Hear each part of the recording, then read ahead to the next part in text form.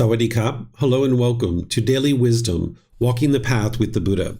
Today is our group learning program, and we're in part 2 of a 4-part series where I'm helping students to build up their breathing mindfulness meditation practice. So welcome to all of you guys, whether you're joining for the first time or you've been joining regularly. What I'm going to do today is just kind of do a light little refresher of the things that we talked about last week, and then we're going to actually do a meditation session together.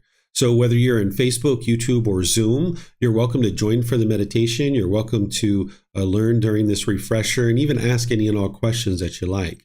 As we go, if you would like to ask questions, you can put that into Facebook, YouTube, or Zoom in the comment section, or you can raise your hand electronically in Zoom, unmute your microphone, and ask any and all questions that you like. So last week, I shared some details about breathing mindfulness meditation to help students just kind of start getting really acquainted with what breathing mindfulness meditation is and how it actually works to improve the condition of your mind in your life as you're training your mind to get closer and closer to this enlightened mental state. This is part 2 of that, where I'm just going to do a little bit of a refresher of what I did last week. So last week, we just kind of talked about the meditation basics. I gave students a definition of what meditation is, where it's a technique to actively train the mind during dedicated, independent, purposeful training sessions. And this is either done in the seated, lying, standing, or walking positions. You're eliminating certain unwholesome qualities from the mind, and you're cultivating certain wholesome qualities. We talked about what meditation is not. We talked about the importance of a meditation teacher. And I even described the 4 types of positions that you might meditate in and why you would need those in different situations, kind of expanding your tool belt. Then I went through all of these things as well, helping students to understand how to really develop their meditation practice in terms of starting it and conducting it. And if you have any questions on any of these things, let me know, because from teaching last week, if you've learned in that class, you might actually have thought about those things, and now you have questions that didn't necessarily come up during last week's class, but maybe now you have some questions on these things, where I've talked about the mind is the boss, the body is the employee, about setting up mindfulness or awareness of mind in front of you. I talked about the time, frequency, and schedule of meditation, what to do during sleepiness if you're meditating and you're noticing sleepiness. We discussed physical sensations during meditation, visual stimulation, and then meditating with external stimulus as well, kind of moving the mind away from those, getting to the point where you're only meditating with the body, the mind, and the breath. Then I shared the 4 types of meditation that the Buddha taught, just kind of using his words to introduce you to that, so you could build confidence that what you were learning are the 4 types of meditation that the Buddha taught. And then I helped you to be able to see the wholesome and unwholesome qualities that you're eliminating with breathing mindfulness meditation and the wholesome qualities that you're cultivating in the mind. This is very important. This is the whole why behind the meditation. This connects back to the 4 Noble Truths and the Eightfold Path, helping you to understand the underlying problem that you're working to eliminate is that craving, desire, attachment, the mind holding on, not wanting to let go. That's why when your mind is moving off the breath, you're training it to let go, let go, let go. So the goal of this meditation isn't to eliminate your thoughts. The goal is to notice them sooner and sooner and cut them off easier and easier, so that in meditation, you're cutting off anything and everything that comes up. But in your day-to-day life, you're only cutting off the unwholesome things that are coming up. If you have a wholesome thought that comes up in your day-to-day life, maybe you'd like to take your mom out to dinner. Maybe you would like to give your boss some bagels or share with coworkers, practice some generosity in your work environment. No need to cut that off. You're only interested in cutting off the unwholesome thoughts. If you're thinking about punching your boss in the face, cut that off and let it go, because it's only going to produce unwholesome results. So you're training your mind in one way in meditation where you're cutting off everything and anything, but in day-to-day life, you're only cutting off the unwholesome thoughts. And then, of course, I shared these words of the Buddha, helping you to understand some of his words around meditation, where in this book series, there's one particular book that consolidates his teachings on meditation. It's volume 7, and you can see his words there about meditation and various aspects of meditation. But here, as I'm teaching students meditation, I just kind of pull out a couple little excerpts to help you understand some of the things he taught around meditation. So these are the things that I actually shared last week, just kind of like as a little bit of a refresh and recap. And then we actually did a meditation together, which is what I'm going to do today, is guide you guys in a meditation session. But before I do so, let me see if there's any questions that have come up from our class last week, or if you've been practicing meditation this week and you have some questions that have come up between last week and now. Let me make sure I answer those for you before we actually do a meditation session together. So if you'd like to ask a question, you can put that into Facebook, YouTube, or Zoom in the comments section, or you can raise your hand electronically in Zoom, unmute your microphone, and then ask any and all questions that you like. So let me know if you guys have any questions about meditation.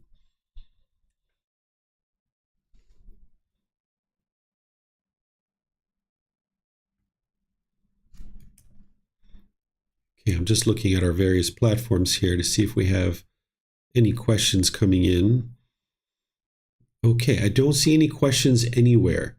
So what I'm going to do then is I'm going to guide you guys in a meditation session. And that's what we're going to be doing for each of our next couple of sessions. Is I'm just going to come into class. I'm going to welcome you guys. We're going to go right into a meditation session. And then afterwards, I'll open up to any and all questions that you guys have. We're going to do that today. We're going to do that 2 more weeks. And then we're going to end up starting our 4-part series on loving kindness meditation, which is a different type of meditation with different purpose, different goals, different objectives. But it's really built on the foundation of doing breathing mindfulness meditation and becoming proficient at that. So that's why here at the beginning of the group learning program, I'm helping students to build up this breathing mindfulness meditation practice.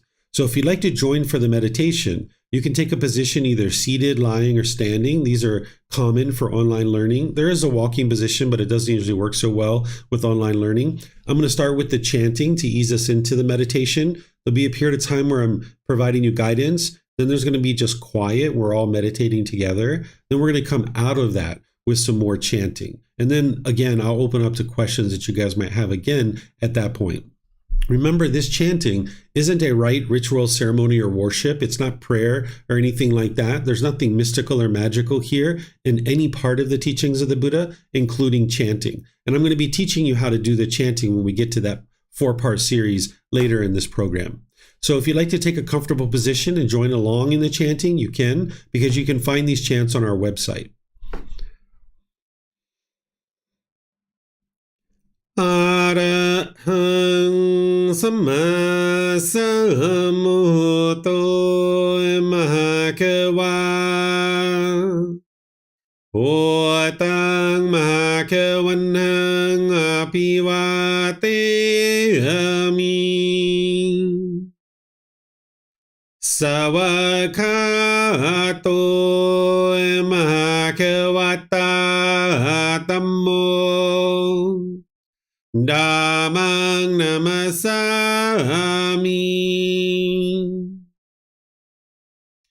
Supatipano Mahakavato Sāvaka Saṅkho Saṅghang namami Namo Arhasa Bhagavato Arahato Samma Sambuddhassa Namo Arhasa Bhagavato Arahato Samma Sambuddhassa Namo Arhasa Bhagavato Arahato Samma Sambuddhassa Iti Piso Mahakava Arahang Samma Sambuddho Vicacaranang sammuno Sakatoro kawitu Anutero purisa Dhamma sati satatawa Manu Saranang Bhutto Bhagavati.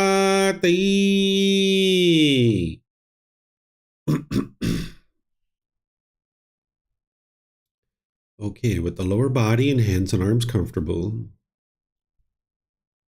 and the upper body erect,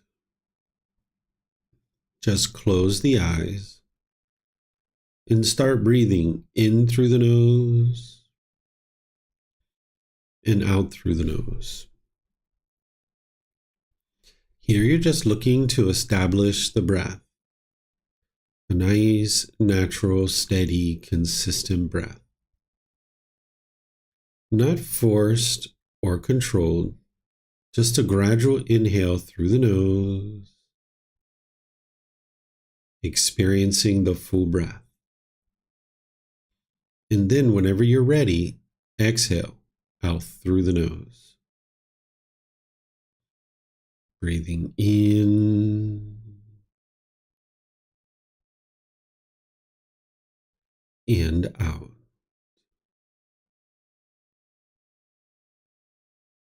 Breathing in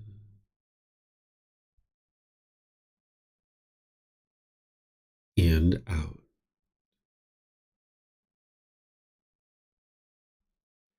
Your breath may not match up with the guidance that I'm providing, and that's okay.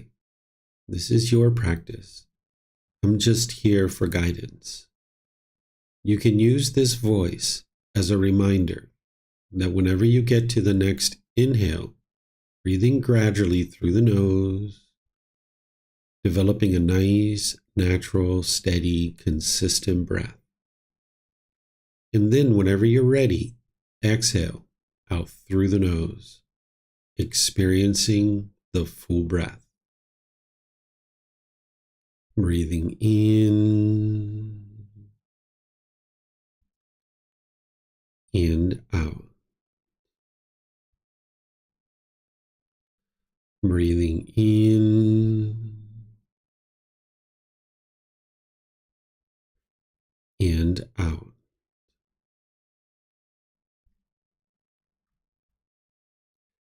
With the breath well established, start focusing the mind on the breath, either the sound of the breath coming into the nose or the sensation of air moving over the skin into the nose. The breath is the present moment.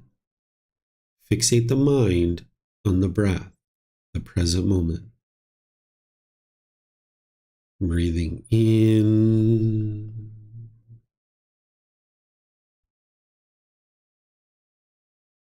and out.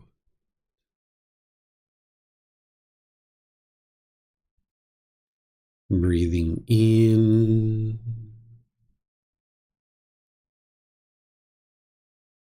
and out.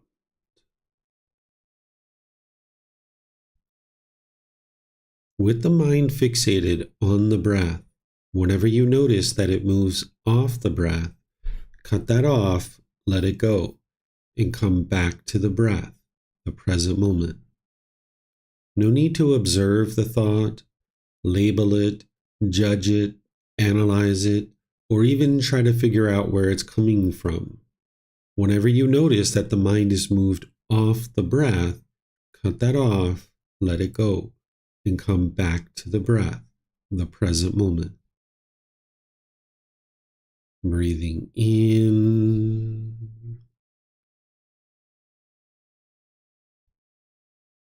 and out.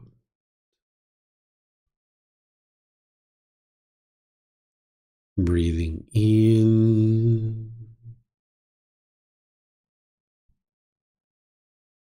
and out.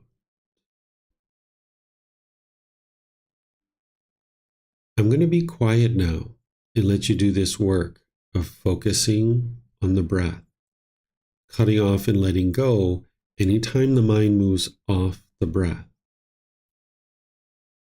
You have nowhere to go. There's nothing to do.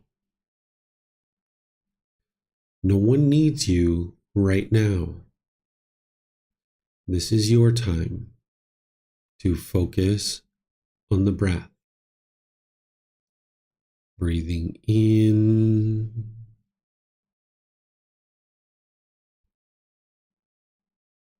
and out.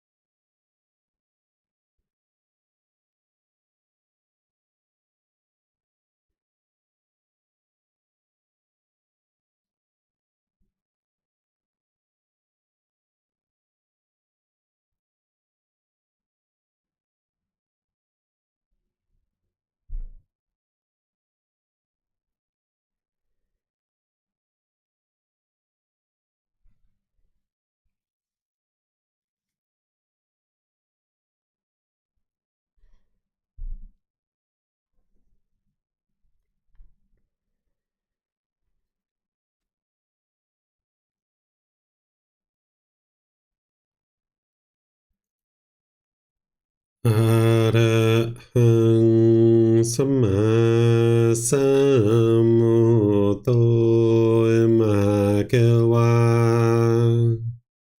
พุทธังภะคะวันตังอะภิวาเทมิ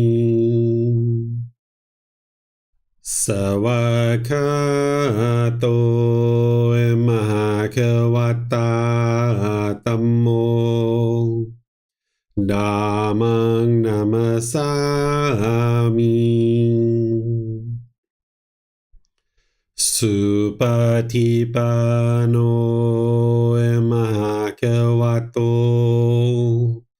สาวกสังโฆสังฆังนามามินะโมตัสสะภะคะวะโตอะระหะโตสัมมาสัมพุทธัสสะนะโมตัสสะภะคะวะโตอะระหะโตสัมมาสัมพุทธัสสะนะโมตัสสะภะคะวะโตอะระหะโตสัมมาสัมพุทธัสสะอิติปิโสมะคะวะอะระหังสัมมาสัมพุทโธวิชาจารนังสัมโมโนสกขาโตโรกาวิตุอนุเตโรปุริสาดามาสติสัตตาตาวามนุสนังพุทโธภะคะวะติ Okay, if you guys would like to slowly make your way out of meditation. Once again, welcome to everyone in our class today. This was Breathing Mindfulness Meditation, and if you recall from last week, one of the things that I shared, and I share this frequently, is to build up your practice to 2 or 3 sessions per day for 30 minutes or more. Realizing that this can take 6 months, a year, even 2 years to do it, but you're going to notice at that 30-minute mark, that's where magic starts to really happen. And when you get up to 2 sessions for 30 minutes a session, again, magic's really happening at this point in time. It doesn't mean that 5 minutes isn't beneficial or 10 or 15 minutes, because they surely are. And that's part of the process of building up your meditation practice. But what you're going to find is when you get to that sweet spot of 2 to 3 for 30 minutes per session, this is where real change is occurring inside the mind. So you don't need to put pressure on yourself. You don't need to force or rush or compare yourself to anybody, but just gradually build your practice up to that point. And that's where you're going to really start seeing the most transformation in the mind. And what you'll remember from what I shared last week is frequency is more important than duration. So if it's a matter of 1 session for 30 minutes or 2 for 15, go for the 2 for 15. That's going to be more beneficial for you. And then just gradually expand those. And then as you're developing your meditation practice, be sure that you never give up. As the Buddha says, meditate monks or meditate students, do not be complacent, lest you regret it later. Because giving up on your meditation practice is just to resign yourself to being angry and frustrated and agitated and annoyed and lonely and bored and feeling guilt and shame and fear and stress and anxiety for the rest of your life. All these feelings are going to continue in the mind as long as you don't train it. You know, we all grow up learning how to clean this body, but oftentimes we don't learn how to clean the mind. There's more than just a body here. This being has a body, but then this being that has a mind as well. And if you've learned to clean the body, that's great. And we do that each day. But if you haven't been cleaning your mind, things are going to feel very uncomfortable, right? Imagine going a week or 2 or a month or two or a year or two without cleaning your body, can you imagine how uncomfortable you would feel during that period of time? Well, if you've been going throughout your life without cleaning your mind, you understand why the mind feels uncomfortable in certain situations, because you just haven't learned this yet. I know I didn't learn it when I was growing up, so that's why now as an adult, we can actually make a choice to learn it, because our parents didn't necessarily have this wisdom. And that's why here in Thailand, they have that wisdom. And that's why the Thai people are generally so peaceful and joyful in their day-to-day life. They refer to Thailand as the land of smiles, because it's very easy to smile when you're inwardly peaceful and inwardly joyful and inwardly happy, when you have unconditional happiness. So of course, not everybody here in Thailand is enlightened, but there's a certain amount of the teachings that have made their way into the culture. So people learn how to train their mind growing up as a child. And they also learn how to clean the body as well. But oftentimes we don't learn that depending on what culture we grew up in. So just like you would feel highly uncomfortable if you went an extended period of time without cleaning this body, the same thing's going to occur if you're not cleaning the mind. And that's why the Buddha encourages you to not be complacent, because you're going to regret it later if you're not cleaning this mind. So I'm going to see what questions you guys have about anything related to meditation or anything really related to the path to enlightenment. You're welcome to ask any and all questions by putting that into the comment section of Facebook, YouTube, or Zoom, or you can electronically raise your hand in Zoom, unmute your microphone, and ask any and all questions that you like. So let me know if you guys have any questions. Okay, so it looks like Arvind has a question. Go ahead, sir.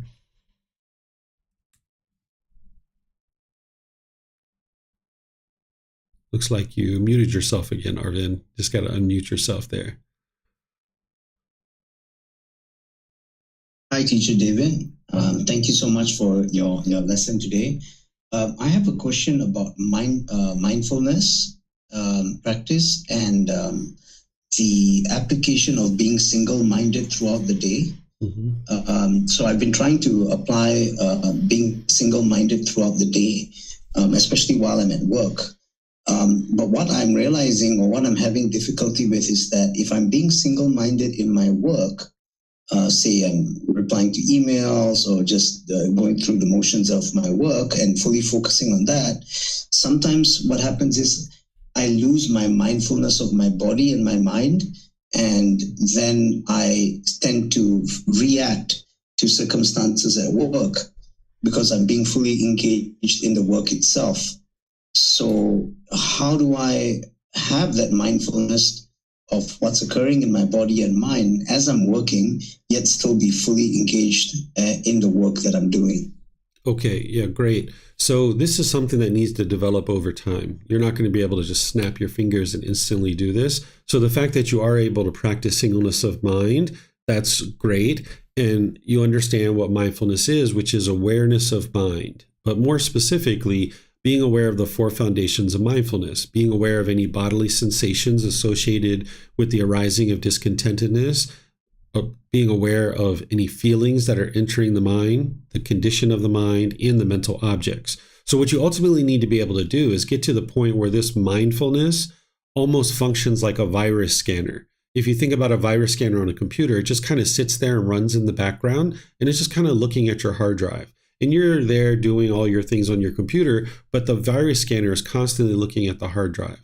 And whenever it notices that there's a virus on the hard drive, it will isolate it, it will quarantine it, it will clean it up, and get rid of it off of the hard drive. So it's the same thing that you ultimately need to learn how to do, which right now your mind doesn't fully have that capability, is learn how to have singleness of mind in your day-to-day life while this virus scanner, this mindfulness, is running in the background, overlooking the mind and noticing if there's any bodily sensations associated with discontentedness arising, if there's any feelings that are entering the mind, looking at the general condition of the mind, and any mental objects. Those are the 10 fetters, any symptoms from those.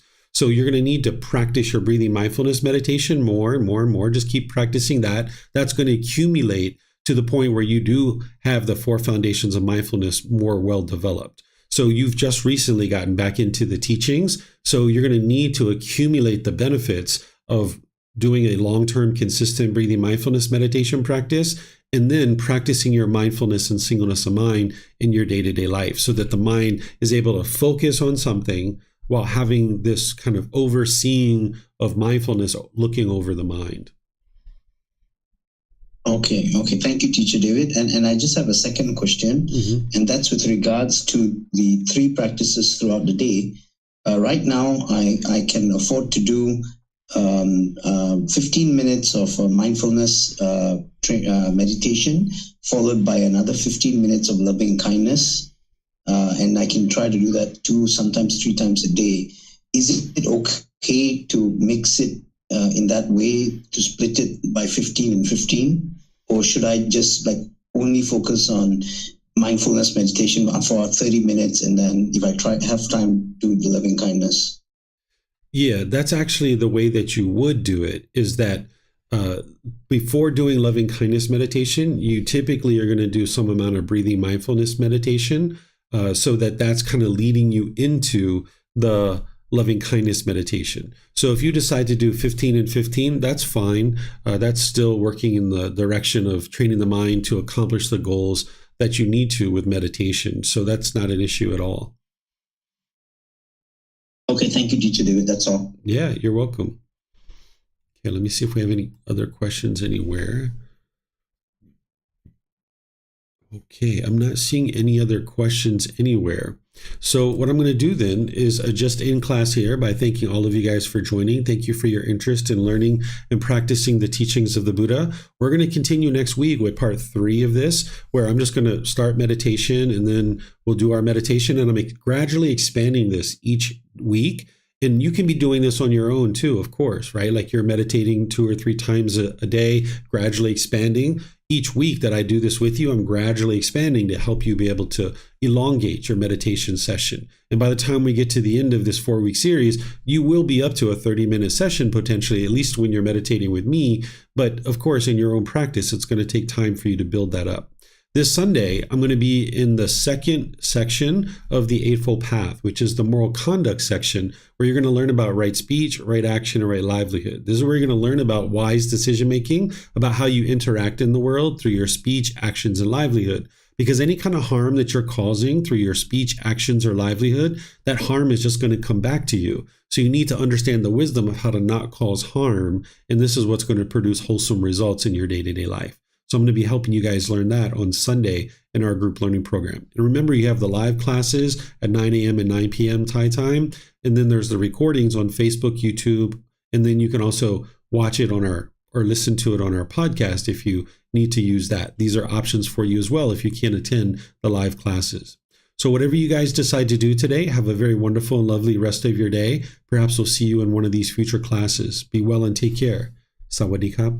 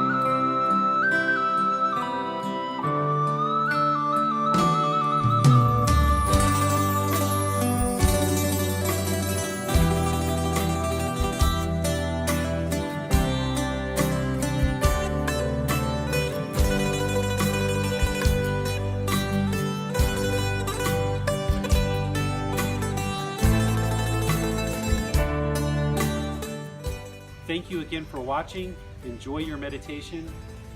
Look forward to seeing you online and answering any questions that you might have. Thank you so much.